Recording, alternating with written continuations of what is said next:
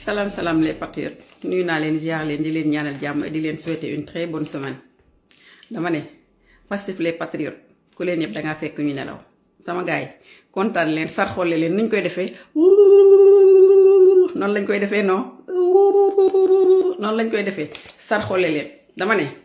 le conseil national du bureau du Pastef s'est réuni pour fal son bureau politique. On a renouvelé le bureau politique du PASTEF. 19 avril 2026 démb moom la conseil national bi réunir tegal leen bureau politique bu bees tàq boo xam ne dama ne on ne va pas faire le vide autour de notre président Ousmane Sonko déedéet loolu du am te duñ ko permettre ma ne quand on gouverne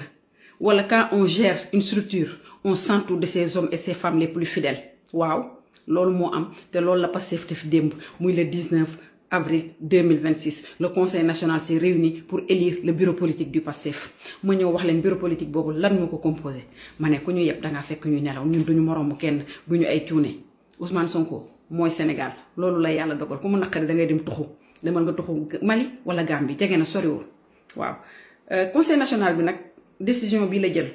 mooy xam ngeen ne le bureau politique moom ñu ngi ko instauré depuis par la décision numéro 09/2022 depuis 2022 la woon donc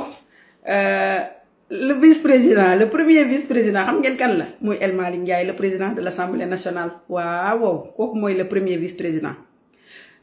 bi léegi nag dama leen di liiral vice-président yi parce que vice-président groupe collégial la El Malick Ndiaye Abbas Fall moo ci topp le ministre Daouda Ngom moo ci topp le ministre Moustapha Sarré moo ci topp waaw ñooñu 4 personnes yooyu ñoom ñooy les vice-présidents du bureau politique de PASTEF 4 vice-présidents la am El Malick Ndiaye Abbas Fall Daouda Ngom ak Moustapha Sarré bu ñu jógee ci foofu ñu ñëw ci secrétariat général secrétaire général kan la dañoo reconduire Salim Ayib Daffé moom la ñu reconduire comme secrétaire général léegi nag mu am ay secrétaire général adjoint ñan ñooy secrétaire général adjoint yi mooy Khadijatou Diop bu ngeen ko déggee mooy Khadija Mahécor Diouf gayndek Pastef googu jigéenu Pastef bi jàmbaare googu macha allah kooku mooy suñu Aline Sitoé Diatta macha allah ñu teg ci kan Fadilou Keita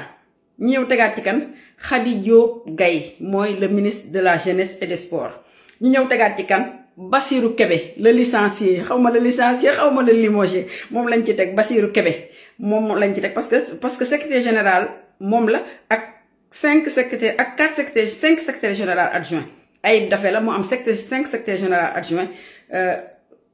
Khadija Mahécor Fadilou Keita Khady Diop Gueye Bassirou Kébé ak Biram Oloba ñooñu ma xaar leen ma wàññi ko sax 1 2 3 4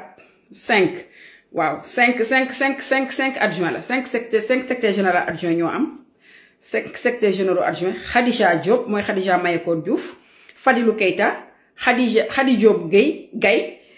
Bassirou Kébé ak Biram Oloba macha allah ñooñu ñooy les 5 adjoints au secrétaire général Mamadou Salim Ayib Daffé léegi ñu ñëw ci secrétaires nationaux kan mooy suñu secrétaire national parti le secrétaire national ki nga xam ne mooy gérer tout sur le plan national au niveau du secrétariat mooy Amadou Ba bu Pastef Amadou Ba mooy le secrétaire national chargé de la communication du Pastef Amadou Ba mi ngeen xam le ministre de la culture mooy le secrétaire chargé de la communication du Pastef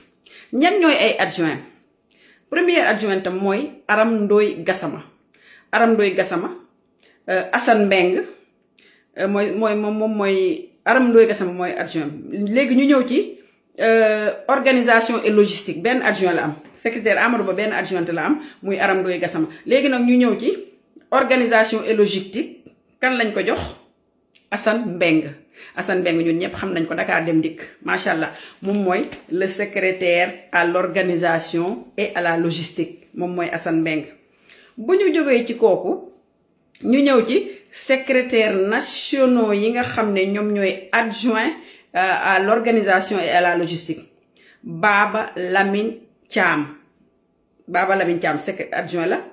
secrétaire national adjoint organisation et logistique. Malick Sy moo yor la formation bu ñu ñëwee ci formation yeneen secrétariat yépp ku nekk benn adjoint nga am à part bureau bi ak organisation bi. Malick Sy moom moo yor la formation le secrétaire national à la formation. Pape Moussa Sy parce que xam ngeen ne formation Sare moo ko yore woon donc dañ ko dindi ci Sare parce que Sare dafa bokk ci kii bi moo tax dañ ko dindi dafa bokk ci adjoint ci vice présidence bi moo tax ñuy jox ko léegi nag Malick Sy moom moo yor la formation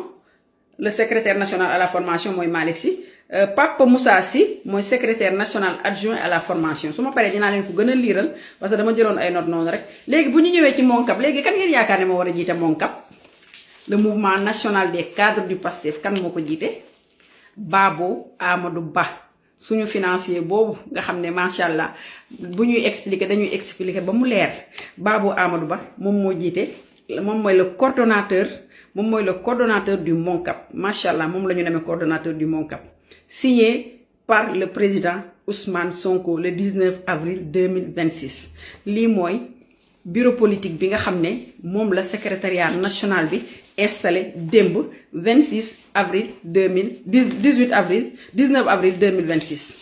19 avril 2026 damaa jum maa ngi jéggalu damay ñëwaat liiral leen ko pour ngeen gën a am un aperçu parce que xaw na am ay gribouillage tuuti. Donc démb installé nañ le secrétariat national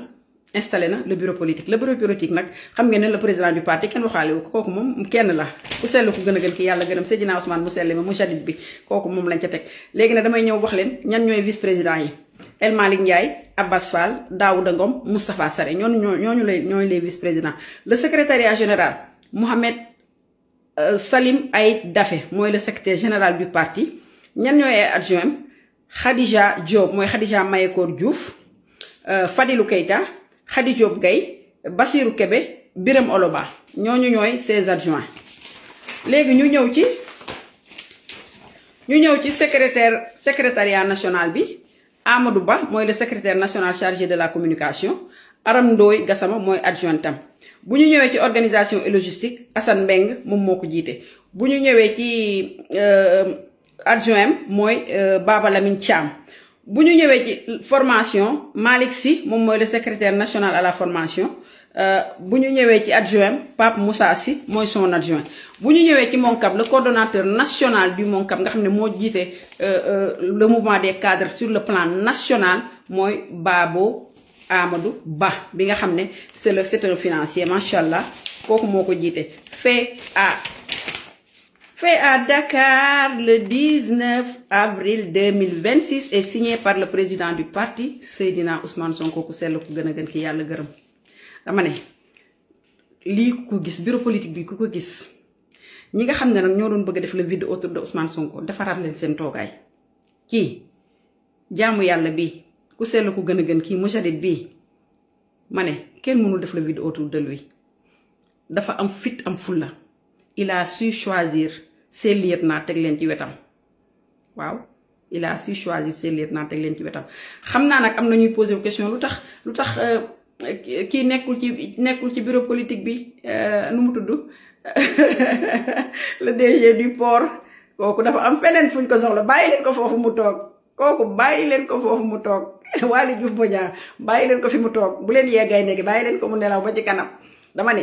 gis nga lii ñu def nii le bureau politique bii du hasard